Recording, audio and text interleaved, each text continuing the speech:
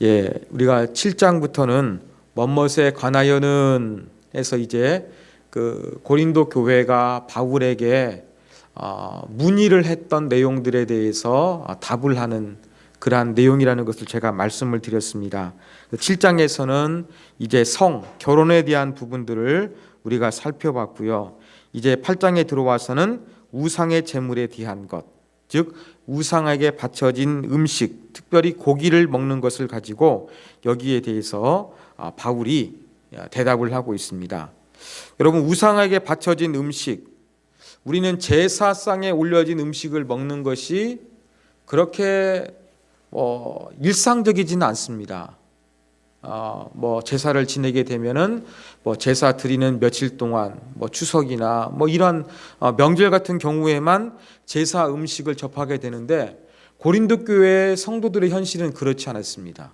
항상 이 우상에게 바쳐진 고기를 먹어야 되는, 자주 먹어야 되는 그러한 현실에 부딪히는 문제였습니다. 자, 이 배경들을 제가 조금 더 설명해 드리겠습니다. 자, 옛날 그리스나 로마 세계에서는 국가적인 행사를 하거나 축제를 벌이거나 아니면은 이 개인적인 행사가 있지 않습니까? 결혼식, 생일 파티, 장례식, 이러한 부분들에 대한 행사가 진행되면은 신전을 중심으로 진행이 됐습니다.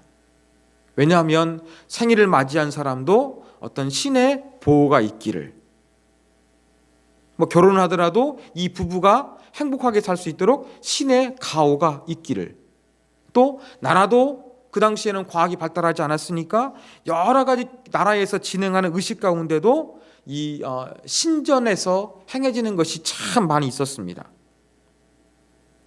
자, 이러한 그 신전에서 행해지는 나라의 공적인 행사들, 그 다음에 개인적인 그러한 애경사들, 이러한 것들이 신전에서 준비되다 보니까 여기에 참석해서 음식을 먹는 것은 그냥 음식을 먹는 것이 아니라 우상에게 바쳐진 고기를 먹는 것이 되어서 이것이 바로 문제가 됐던 것입니다. 이런 기록이 있습니다. 고린도에는 아스클레피온이라는 신전이 있었어요. 여기를 보면 사람들이 이렇게 들락날락하는 뜰과 또 제사를 드리는 신전이 있었는데, 그 사이에 식사할 수 있는 공간이 3개가 있었어요. 한 11명 정도가 들어가서 먹을 수 있는 그러한 룸이 3개 정도 있었다는 것입니다. 그리고 이런 문서도 발견이 됐습니다. 이 아까 말씀드린 그러한 3개의 룸이 있다고 말씀드렸는데, 그곳에 들어가서 음식을 먹을 수 있도록 초대하는 그러한 문서도 발동이 됐습니다.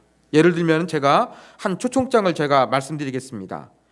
케레모는 그대를 내일 사라페리온에서 주 사라피스의 식탁에 함께 참여하도록 초청합니다. 식사를 초대한다 그랬는데 신전에서 초대한다 그랬습니다. 그렇게 되면은 신전에서 뭔가 종교 의식을 행했던, 우리 기독교의 입장에서 보면은 우상에게 바쳐진 그러한 음식을 먹어야만 되는 현실이었습니다. 그러면 신전이 아닌 다른 곳에서 먹는 음식은 괜찮았을까? 시장이 있었습니다.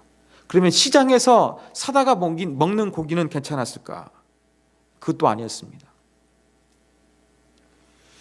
고린도와 같은 도시에서 이 시장이 있었는데, 시장에서 파는 고기들은요 전부 다 신에 바쳐는 의식을 거행한 다음에 시장에 나온 그런 고기 덩어리였습니다. 여러분, 지금도 무슬림들이 무슬림 음식 한국에서 허용하자, 이러한 부분들 이야기 있지 않았습니까? 바로 지금도 무슬림들은요 그들만을 위해서 그들의 종교 의식이 합당한 고기만을 먹습니다.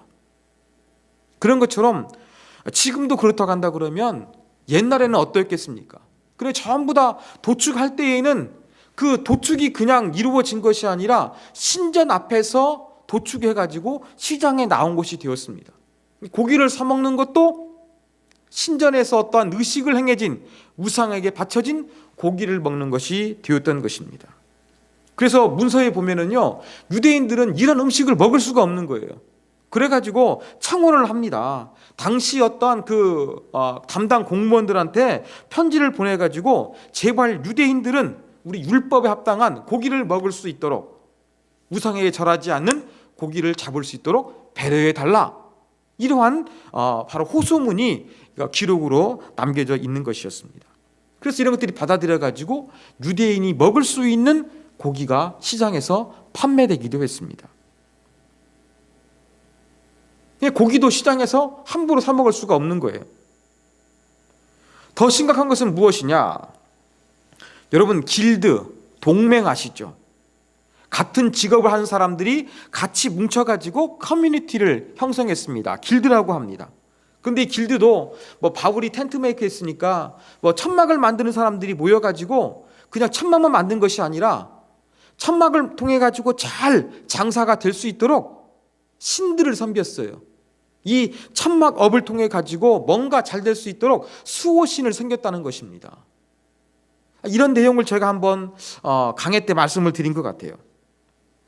그러면 이렇게 직장을 가져가지고 직업을 가지고 어떤 일에 종사하게 되는데, 그 종사하면서 뭔가 도움받고 그 비즈니스를 잘하기 위해서는 이 길드에 속해야 되는데, 그 길드에 속해 있는 사람들은 나름대로 자기의 수호신을 섬기면서 이방신을 제사하게 됐다는 것입니다. 그러면 그들과 함께 밥 먹는 것도 힘든 것이 바로 예수 믿는 사람들의 현실이었습니다. 그리고 제가 고린도전서를 강의하면서 이제 이스미안 경기가 있었다 말씀드렸습니다. 고린도 지역에서는 2년마다 한 번씩 열리게 되었는데요. 이것은 올림픽 경기에 버금가는 이 고린도 지역에서만큼은 그 정도로 인기가 있는 그러한 이스미안 경기가 열리게 되었습니다. 그때 이 이스미안 경기가 열리게 되면 그때도 이제 부유한 사람들이 한턱 쏘는 것이죠. 그래가지고 시민들에게 이런 고기와 푸짐한 음식을 대접하게 되어 있습니다. 그러면 그 음식도 전부 다 우상에게 바쳐진 음식이요, 고깃덩어리였습니다.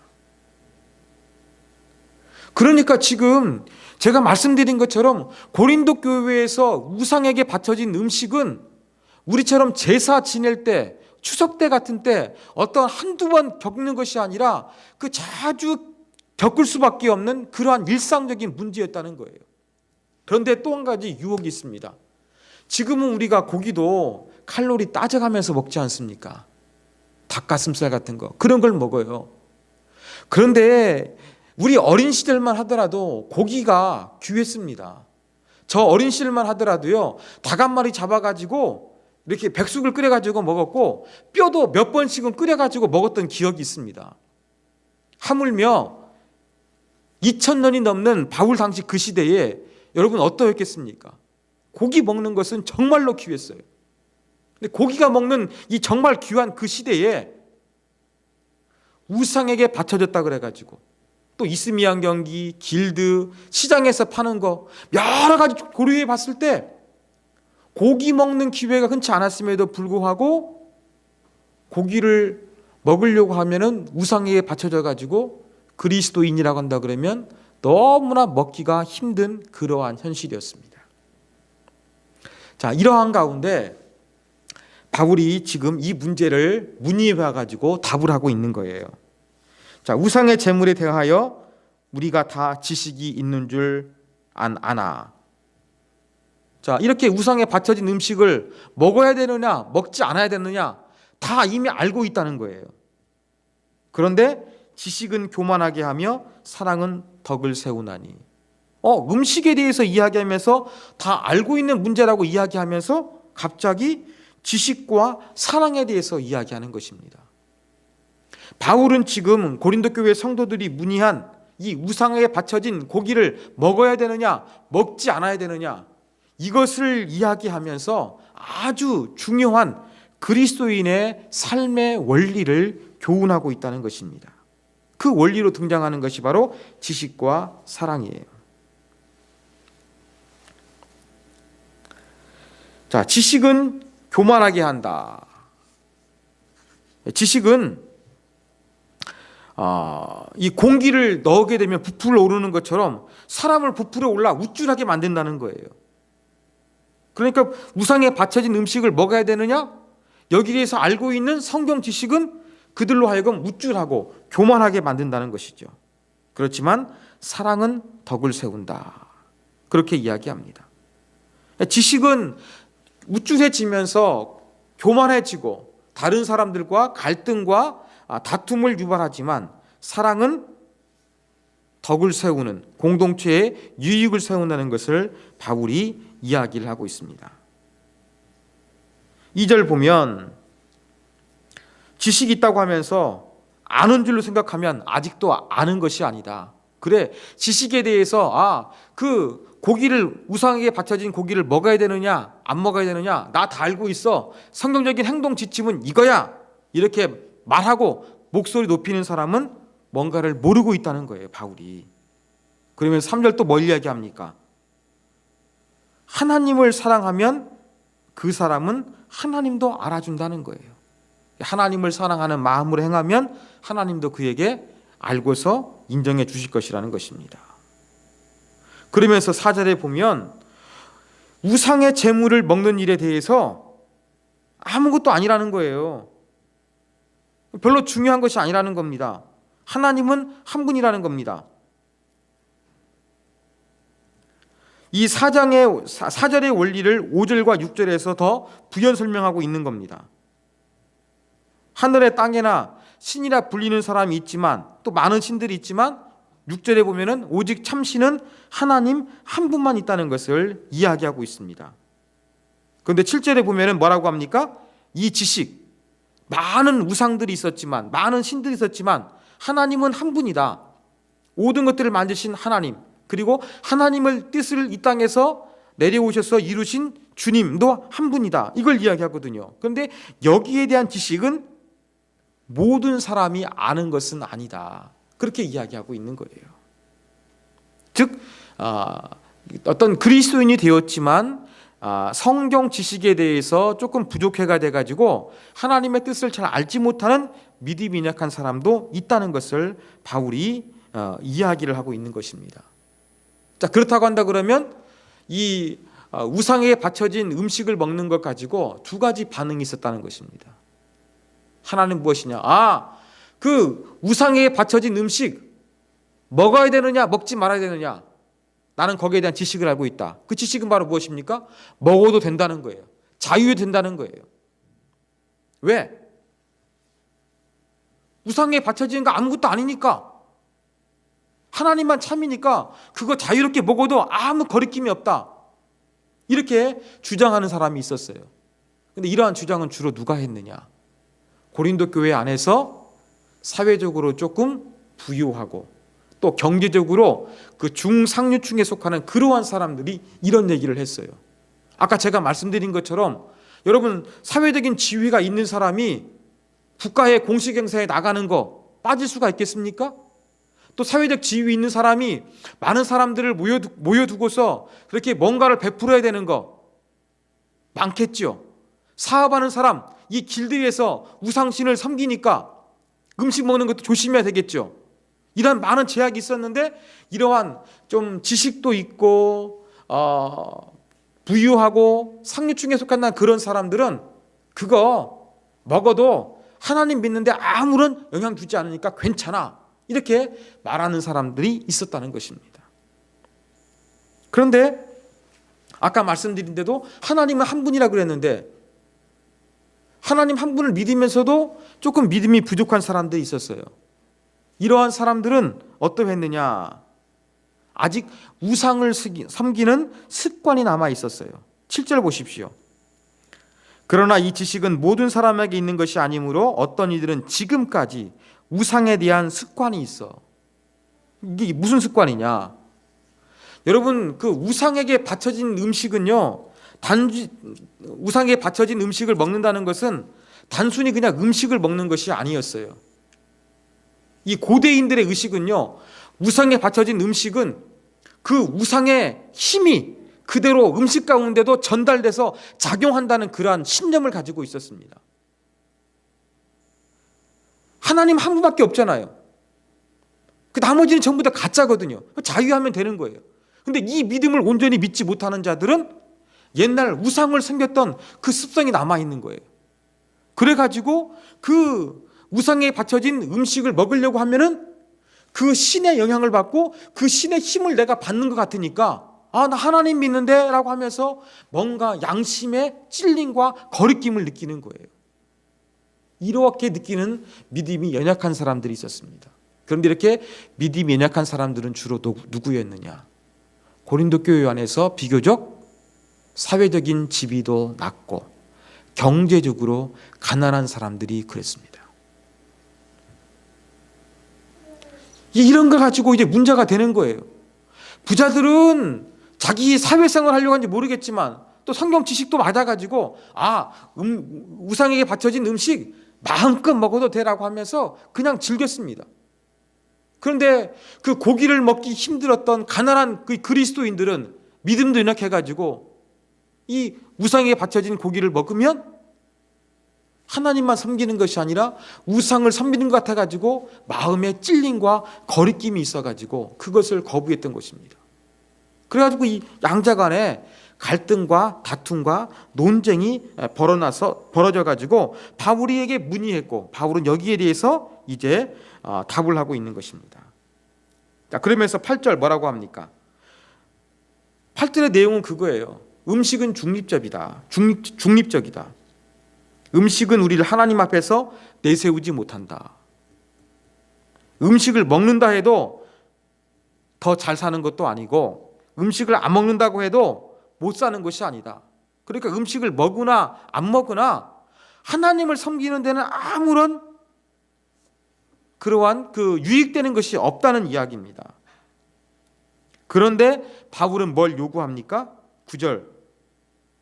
그런즉 너희의 자유가 바로 권리입니다.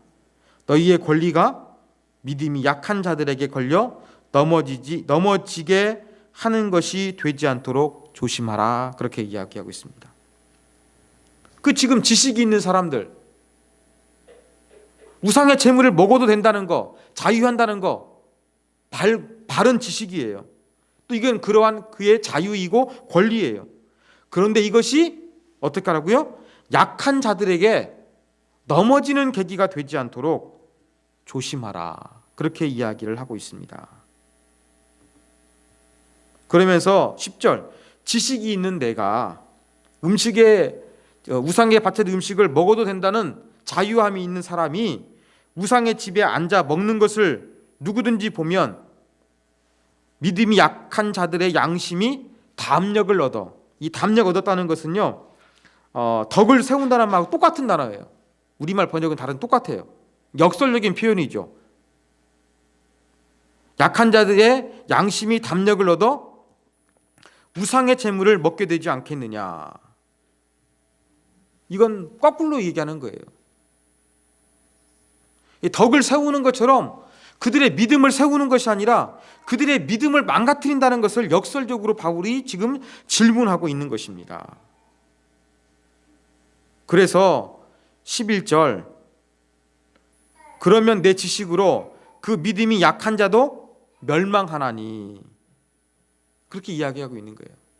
너의 자유함으로 인해 가지고 너는 성경 지식이 많이 있어서 우상에 바쳐진 그 고기 덩어리를 그냥 자유함으로 먹지만 이것을 바라보면서 실족하는 믿음이 연약한 사람들이 있는데 이러한 사람들은 더욱더 믿음이 흔들리게 되어 있다라고 하면서 11절 뭘 이야기합니까? 그는 그리스도께서 위하여 죽으신 형제니라. 믿음이 연약한 사람도 무엇이라고요? 예수님께서 믿음이 연약해도 그들을 위해서 죽으신 형제라는 것입니다. 예수님이 지금 지식적으로 바로 알고 있는, 신학적으로 참된 진리를 알고 있는 이 사람들뿐만 아니라 믿음이 연약한 지체들, 이 사람들을 위해서도 예수님께서 죽으셨다. 이것을 바울이 이야기하는 것이죠. 그러면서 12절, 이같이 너희가 형제에게 죄를 지어 그 약한 양심을 상하게 하는 것이 곧 그리스도에게 죄를 짓는 것이다. 그러니까 내가 우상에 바쳐진 고기를 먹는 것이 자유하고 권리예요. 그래서 내가 먹었어요. 그런데 이러한 내 모습 보면서 신앙이 흔들리는 사람이 있어요. 이렇게 신앙이 흔들리는 사람이 있는데 신앙이 흔들리는 것을 무시하고 그냥 고기를 계속 먹어버리면 이것은 죄를 짓는 것이다. 하나님 앞에서 죄를 짓는 것이다. 그렇게 바울이 권면하고 있습니다. 그러면서 13절에 결론적으로 자기 자신을 선포하죠. 그러므로 만일 음식이 내 형제를 실족하게 한다면 나는 영원히 고기 먹기를 먹지 아니하여 내 형제를 실족하지 않게 하겠다. 바울 자신에게도 고기를 먹고 먹지 않는 그러한 자유함이 있었지만 어떤 한 사람이라도 내가 고기를 먹는 것 때문에 실족하고 믿음이 흔들리는 사람이 있다고 한다 그러면 나는 평생토록 고기를 먹지 않겠다. 이러한 자기선을 하면서 이 지식이 있는 사람들에게 내가 성경적으로 잘 알고 있다고 교만하지 말고 약한 자를 배려하라. 이것이 바로 오늘 본문의 그러한 핵심적인 내용인 것입니다. 자, 이러한 내용을 통해서 우리는 몇 가지 교훈점을 발견할 수가 있습니다. 자, 첫 번째, 여러분, 바른 신앙은 성경적인 지식이 있어야 되지만 사랑으로 완성된다는 것을 배울 수가 있습니다. 참 신앙, 진리 위에 서 있는 신앙, 이 신앙은 바로 성경 안에서 하나님께서 우리에게 특별히 계시해 주신 말씀을 통해서 우리가 알 수가 있는 거예요. 그래서 우리가 진리를 알기 위해서 이 지식이 필요해요. 성경 말씀이 필요해요. 그렇지만 성경 말씀만 있다 그래가지고 바른 신앙이 되느냐? 아니에요. 거기에 뭘 더해야 되느냐? 사랑을 더해야 한다는 겁니다.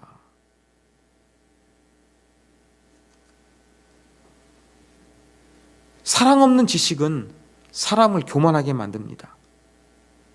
지식은 틈이 보이면, 지식이 결여되어 있으면 비판을 해요. 그렇지만 사랑은 그 공간을 메워가는 거예요. 지식은 다른 사람과 나를 비교해서 열등감을 갖게나 교만함을 갖게 만들어요. 그렇지만 사랑은 다양성을 인정하면서 하나됨을 지향하는 것입니다. 그래서 이 지식과 사랑은 다른 거예요. 지식은 스승을 만들어내지만 사랑은 아버지를 만들어내는 거예요. 바로 이 우리가 하나님을 잘 믿기 위해서 하나님이 무엇을 원하시는가? 하나님이 어떻게 우리를 그분에게 갈 수 있도록 그렇게 계시하셨는가? 바르게 아는 것이 중요해요. 그렇지만 이 알므로 그치는 것이 아니라 여기에 사랑이 있어야 그 아름다운 신앙이 완성될 수가 있다는 거예요. 그래서 여러분, 신앙의 문제는 이 지식의 관점으로만 접근할 수가 있는 게 아니라 사랑의 시각도 필요하다는 것입니다. 먼저 바른 교훈을 위해서 참된 지식이 있어야 되고 그 지식 위에 사랑을 더해서 온전한 이 그리스도의 복음이 완성되어 있는 거예요. 우리는 이것을 잊지 말아야 되겠습니다. 어떤 지식 위주의 신앙이 아니라 이 사랑을 더해야 되는 거 우리가 잊지 말아야 한다. 이것을 우리가 배워야 되겠습니다.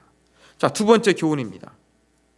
그러면 이러한 질문을 우리에게 하여금 던지며 고민하게 만듭니다. 자, 나의 신앙은 과연 사랑으로 덕을 세우고 있는가? 여러분, 참된 신앙을 하기 위해서는 지식이 필요하다고 그랬습니다. 여기에 지식만이 아니라 사랑이 더해야 된다고 그랬습니다. 그러면 사랑이 더해져 가지고 하나님을 알고 있는 참된 지식과 사랑이 더해지면 뭐가 나타나야 되느냐? 덕이 세워지는 거예요. 덕을 세운다는 게 무엇입니까? 관계가 원만하다는 거예요. 하나님과의 관계뿐만 아니라 이 공동체 안에서 관계가 원만한 거예요. 화평한 거예요. 찬양이 나오는 거예요. 이 덕을 세우고 있느냐? 이것이 우리가 꼭 놓치지 말아야 될 그러한 질문입니다. 여러분, 우리가 성경의 핵심이 무엇이냐? 예수님 요약하셨죠. 하나님을 사랑하고 이웃 사랑하는 것이다. 이 두 가지 계명을 우리가 잘 알고 있어요. 그래서 우리는 신앙생활 잘하기 위해 가지고 하나님을 사랑하기 위해서 애쓰고요, 이웃 사랑하기 위해서 애를 쓰고 있어요. 저는 하나님 사랑하고 이웃 사랑하기 위해서 많은 그리스도인들이 노력을 하고 있다고 확신을 합니다. 그런데 부족함이 있어요.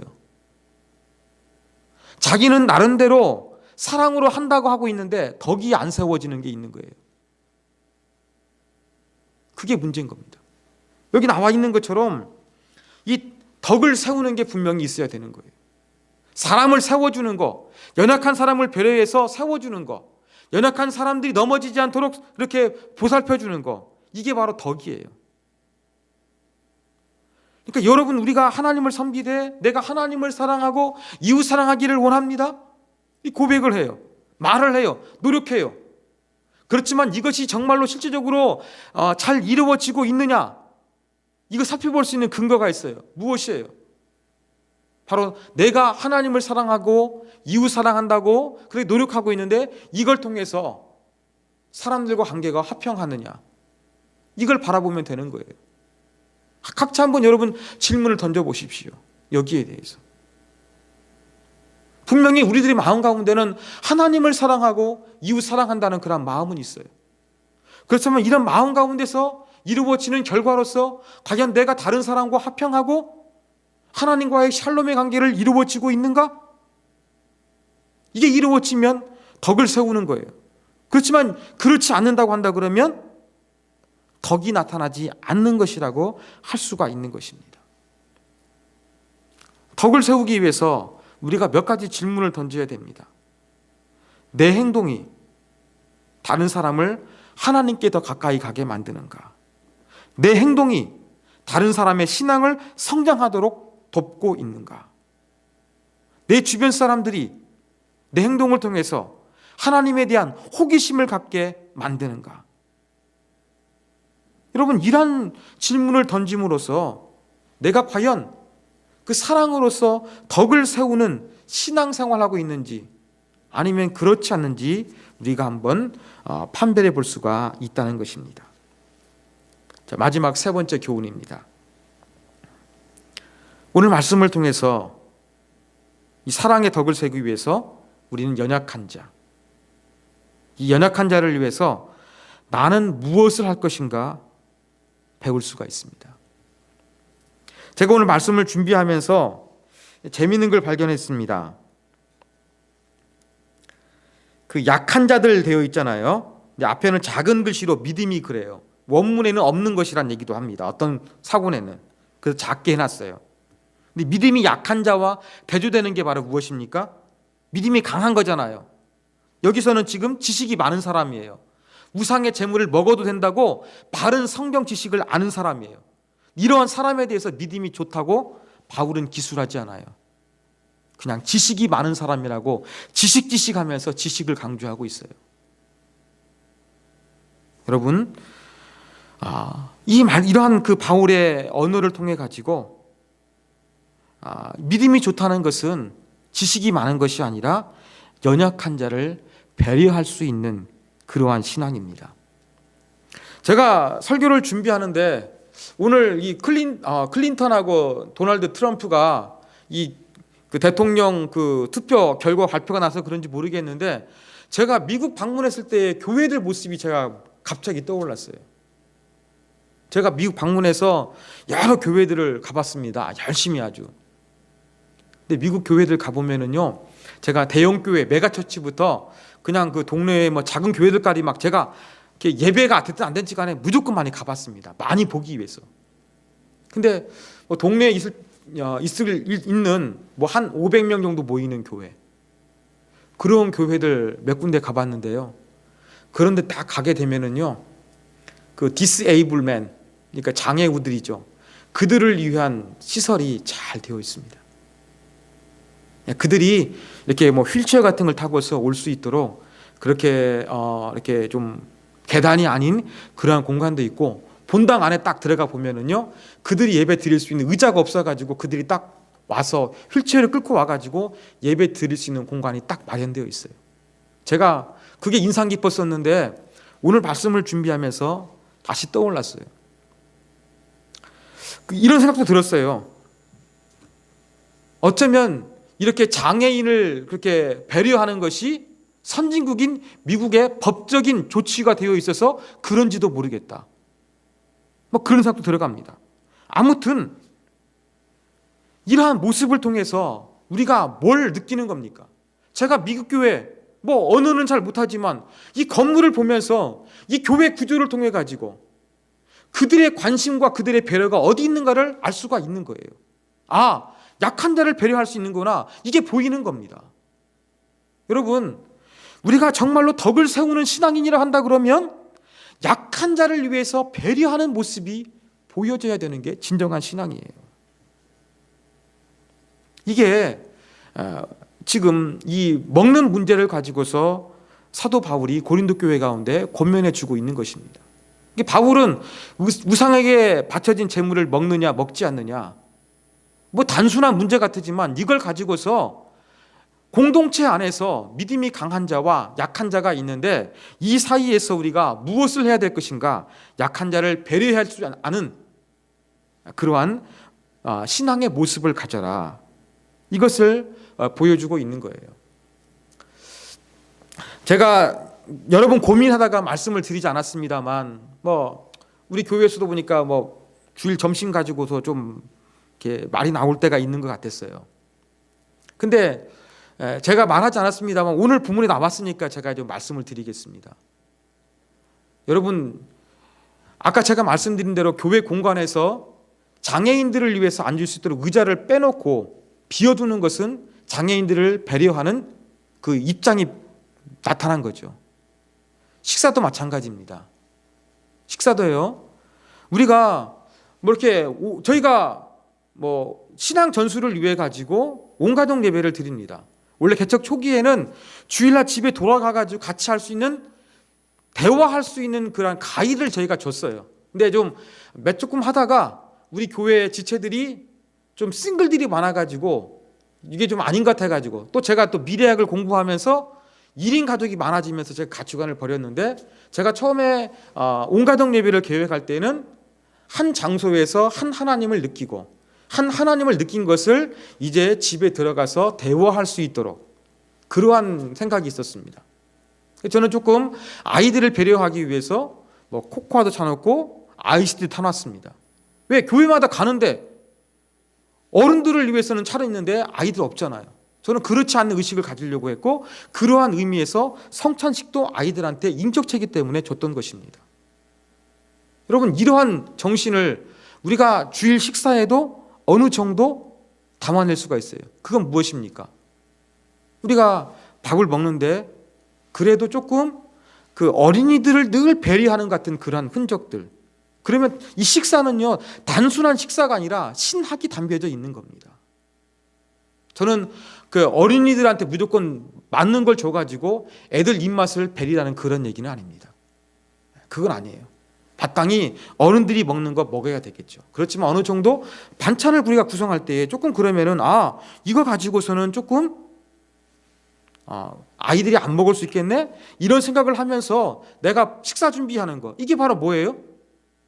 이게 약한 자를 배려하는 것입니다. 여러분, 그래서 얼마든지 우리 안에 하고 있는 것들은 이 신학을 드러낼 수가 있는 거예요. 내가 약한 자를 배려하는 정신이 있느냐 없느냐, 이런 가운데 얼마든지 들어갈 수가 있는 것입니다. 저는 이렇게 목회를 하려고 합니다. 저는 큰 교회보다 지금 있는 사람을 최대한 사랑하기 위해서 애를 쓰려고 합니다. 교회 공식적인 것은 아니었지만 뭐 보니까 좀 우리 교회 그 엄마 아빠 이혼해가지고 엄마 아빠 없이 조부모하고 살고 있는 아이, 어디를 놀이공원 탐험밖에 못 갔대요. 거기에서 힌트를 얻어가지고 그래 한번 데려가려고 그랬습니다. 그러다 보니까 일이 커졌더라고요. 그랬더니 우리 김종원 목사님 아들까지 뭐 가려는 얘기가 있던 것 같아요. 그러니까 이제 김종원 목사님한테 전화했어요. 그러니까 이제 목사님 부담스러워하죠. 왜? 목사님이 애들 데리러 여기까지 와야 되고 데려다 주니까 부담스러워하는 겁니다. 제가 목사님한테 그랬어요. 목사님 부담 갖지 마시라고. 나는 이게 목회라고 생각한다.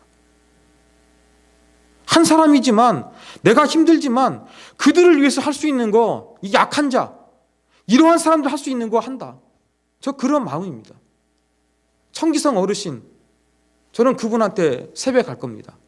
우리 애들까지는 아니지만 저만큼은 갈 겁니다. 가족이 없어요. 그러면 그분도 보니까 어디서 놀러 가기도 가요. 뭐 근처에 뭐 복지센터 있어야 점심 먹을 때도 있고 거기 놀러 갈 때도 있어요. 그거 알아요. 그 사람들 사회적인 혜택 받으니까 우리가 안 하면은 어찌 그 사람 전화됩니까?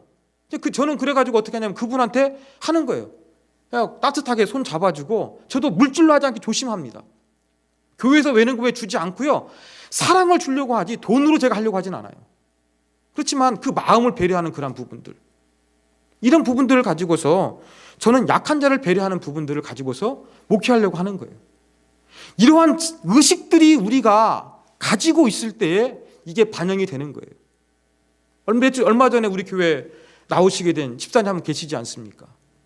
토요일 날 전화가 와가지고 저한테 3가지 말씀하시더라고요. 말씀이 좋았으면 좋겠다. 사랑이 많았으면 좋겠다. 성도들에게 관심이 있었으면 좋겠다. 사랑 있는 것. 과연 그분에게 우리가 어떻게 사랑을 전달할 수가 있겠습니까? 그분이 우리 교회에 등록하면서 이제 등록하게 되기까지 정착하게 될 건데 그분이 어떻게 이 세움교회가 사랑한다는 것을 느낄 수가 있겠습니까? 그것은 예배 때 멋있는 축복송을 불러주는 것이 아니라 정말로 약한 사람들을 배려해 줄 수 있는 그런 마음을 갖는 것입니다. 제가 강조했죠. 저는 송구영신 예배 때 드린 말씀을 저는 늘 기억합니다. 한 알의 밀알이 땅에 떨어져 썩어야 많은 열매를 맺는 것처럼 우리가 죽어야 한다. 약한 자를 배려하는 것도 우리가 죽는 것입니다. 세움교회는 정말 다른 원리가 작용되는 교회가 되길 원해요. 제가 그러한 마음을 가지고서 이렇게 부족하지만 그러한 공동체를 만들려고 하니까 우리 같이 노력을 해가지고 세상의 방법, 세상의 어떠한 습관, 이것이 아니라 조금 다른 원리가 작용되었으면 좋겠습니다. 고린도 교회 보십시오. 어떤 원리가 작용되겠습니까? 돈 많은 사람, 상류층 사람, 그러한 사람들이 중심이 되기 쉬운데 바울은 이러한 문제를 가지고서 믿음이 약한 자를 배려하라. 이러한 자들을 위해서 내 고난, 자유 분명히 네가 알고 있지만 신학적으로는 옳지만 그래도 그들에게 덕을 세우기 위해서 약한 자를 배려하라. 내 자유를 그래도 한번 절제해봐라. 이걸 요청하고 있습니다. 사랑하는 여러분, 우리가 주님을 닮는다는 게 바로 무엇이겠습니까? 이렇게 연약한 자를 배려하는 것입니다. 오늘 말씀을 붙잡고 하나님, 우리 교회는 어떻게 연약한 자를 배려할 수 있겠습니까? 나는 어떻게 연약한 자를 배려할 수 있겠습니까? 우리가 이러한 마음을 가지고서 주님을 섬겼으면 좋겠습니다. 지식적으로 많이 아는 것 필요하지만 그게 전부가 아니라 사랑이 더해져야 됩니다. 사랑이 더해지는 것, 구체적으로 이렇게 연약한 사람을 배려하고 또 사랑으로 덕을 세우는 모습입니다. 이러한 아름다운 모습들이 우리 안에 나타날 수 있도록 같이 한번 우리가 기도하기를 원합니다. 같이 한번 우리에게 주신 말씀 붙들고 한번 기도하도록 하겠습니다.